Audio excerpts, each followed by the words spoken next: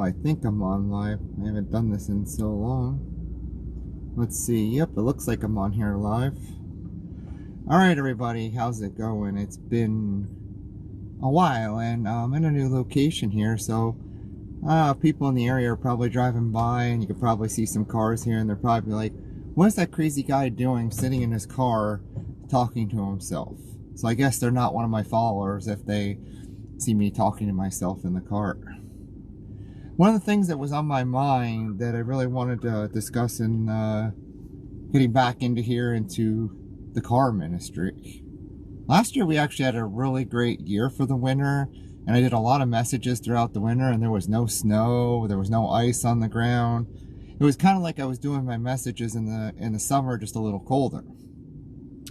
But as we get back into things, I really wanted to talk a little bit about ministry. And ministry was something that I kind of struggled with. Most of you know that I kind of fell out of it a little bit, and I had some struggles with the church closing and different things, and it was kind of an emotional roller coaster. So one of the things that I wanted to do basically is I wanted to sit down and I wanted to think to myself exactly, how did the Apostle Paul handle his ministry? How did he handle the ups and downs? I had a conversation with somebody today, and I kind of wanted to bring this into the point here a little bit of how humility really shows up in this point, and how we're able to humble ourselves when we get to situations. And the key factors of that humility comes into concern of, how can we handle this? Okay, when I'm all the way up here at the top, and God says, we need to knock these things down a few pegs. We say to ourselves, you know what? I'm good. I'm at the top of my game. I feel great. You know, I made it through the trials that you hit on me. I made it through some of the situations that you threw against me. And I'm good. But he says, you know what? We need to knock it down a few pegs here. In 1 Peter 4:12-13, we see that we need to be able to share in the suffering and keep rejoicing in the revelation of the glory of God, so people can see the glory of God and rejoice in Him and the things that we do. And it's hard to look beyond what we see right in front of us right now. Now, here's a philosophy. I'm going to put my hand, well, I shouldn't do that because they say you shouldn't do that online, but I am going to put a paper bag up. Let's see, let's do that right in front of the camera right now. Now, what do you see? I'm going to try to cover myself here. It's actually backwards in a camera. When I go right, it goes left. I'm covering myself. You can see that a little bit, right?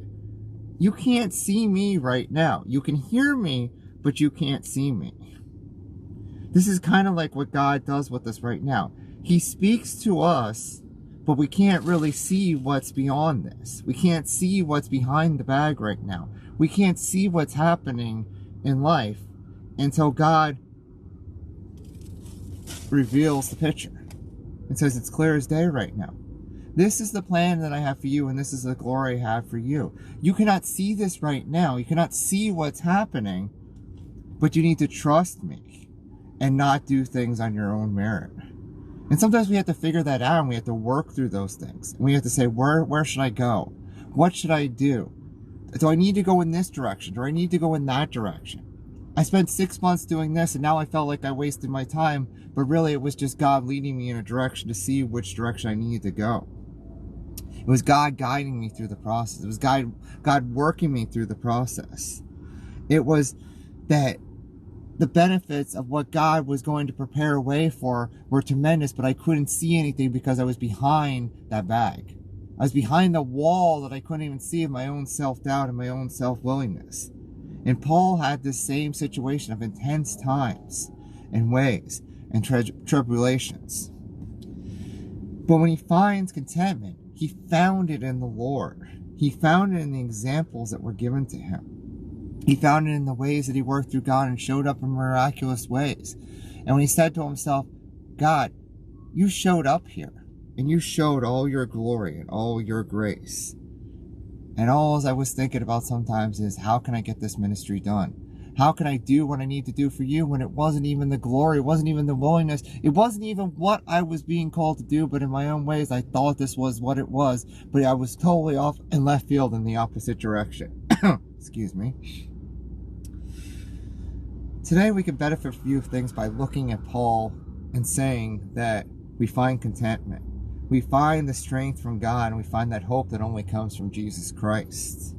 We find that strength to look to the future, to look to see what is God preparing a way for. What path is he sending us on? What strength is he giving us to look at the purpose that he has for each and every one of us? He seeked instruction. I have some really close friends right now that are going through a capital campaign. And if you're just a general person on my Facebook watching this, you really don't probably maybe understand what a capital campaign is.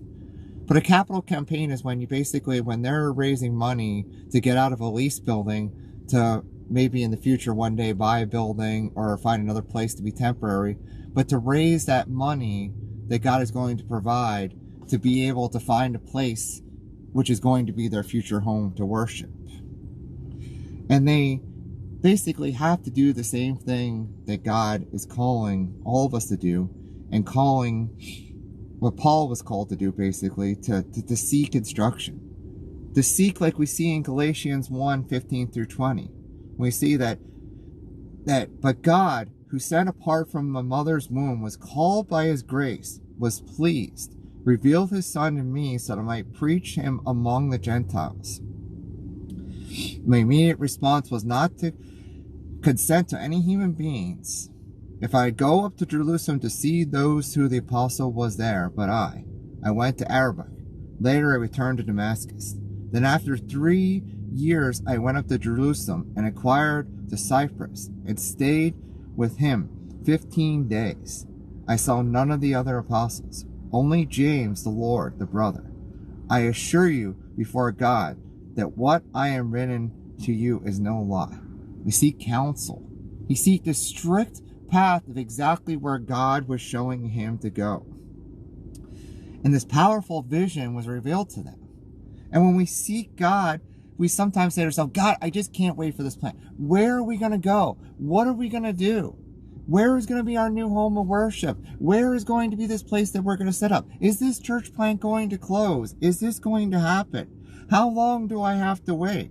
How many different people do I have to talk to? How many different people do I have to network? What do I have to do, and how long do I have to wait? It's always the question that we ask ourselves. I went through a lot of this in the beginning when God formed out the ways for the church in Tamaqua, what to do. And I probably did things that God really wasn't calling me to do, going in directions that I wasn't called to go, and doing outreaches that weren't really called to be done. Who knows what I did that was on God's path and what wasn't on God's path. But sometimes when we learn to wait and be patient, we don't like that word patience. We find out that God provides, and God sends a way, and God sends a direction in the way we need to go. And Paul immersed himself into this, that he was content and completely relevant in every single way to make sure that he picked the direction that God wanted him to go. And you know what? Sometimes he messed up and he went in the wrong direction, and things fell apart.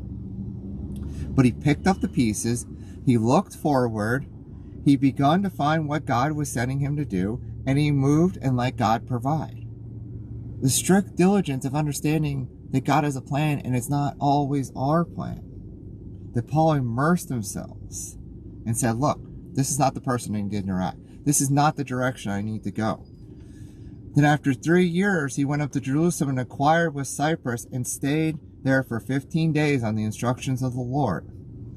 And then he was talking to James, and he knew this because he had a great prayer life that was focused on the direction of God. And I don't know about you, but I'm being honest with you here. Things been so rocky so many times, so many different ways, so busy with the food truck, all the things I have going on, and trying to, this sounds bad, but fit in ministry. That's not the way it should be. I'm going to accent that. Fit in ministry is not the right thing to do. Being honest with you, open with you here. That sometimes the prayer life sometimes lacks. And we lack a prayer life when we see in Thessalonians 5:16-18, he's telling us to rejoice always. Pray continually and give thanks of all circumstances for God's will for you in Christ Jesus. to seek him in so many different ways. I do seek God. I do follow God. I do love God. I do honor God, but I don't pray as much as I should sometimes. I want that to change, because it's hard to rejoice always. It's hard to seek always. It's hard to pray continuously. It's hard because sometimes you just don't feel it sometimes.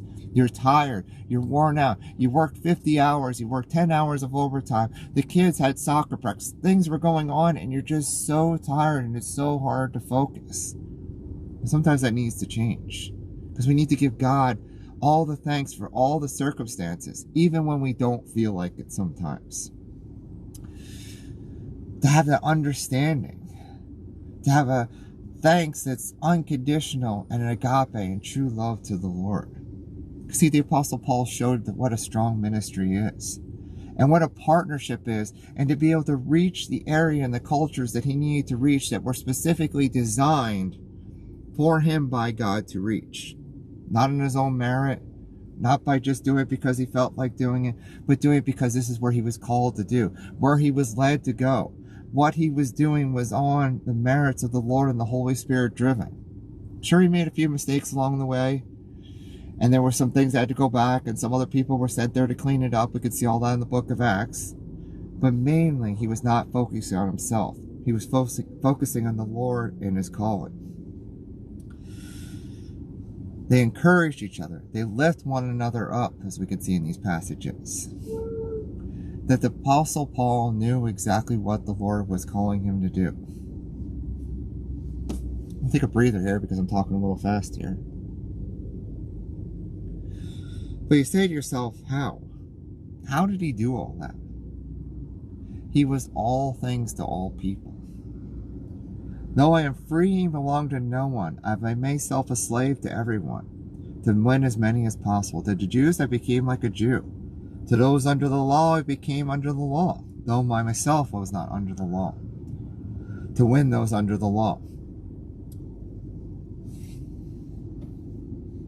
To those having the law I became like one having the law, not free of God's law, but under Christ's law.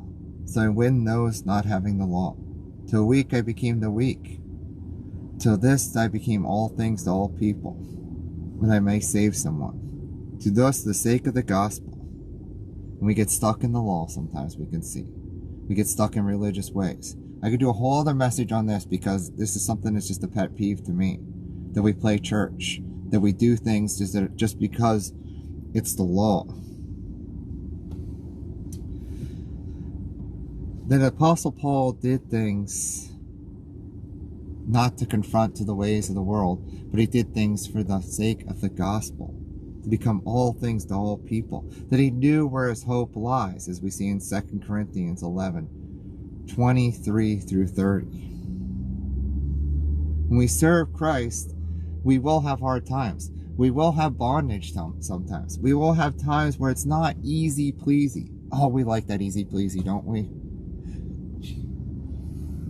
Don't we like it sometimes when we see everything is just so nice and easy, and the times that we see that they're not hard and it just goes good? But we see in the beginning of this message here that those struggles make us stronger, that our decisions to follow Christ will drive us through that our hope comes from the Lord. I'll repeat that. Where does our hope come from? It comes from the Lord. Where does our strength come from? Our strength comes from the Lord. Well, it says that I'm getting a low internet connection here, so hopefully I'm not breaking up too much. We need contentment. We need strength. The Apostle Paul was beaten and stoned and shipwrecked. He knew where his strength came from.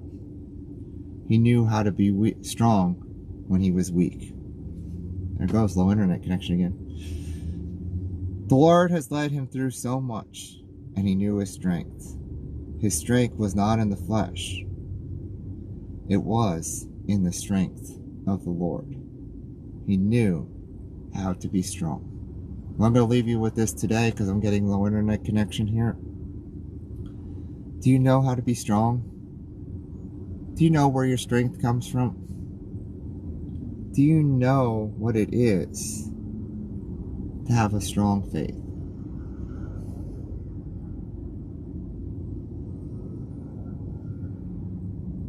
If you don't, reach out to me. I'd love to help you. I'd love to be there for you. I'm here. Shout out. Like I said, I'm jumping out of here because I'm getting low internet connection. But I'll post the recording that records directly to my phone that's not using the internet if you want to rewatch this. Alright, I shall talk to you later. Thanks. Bye.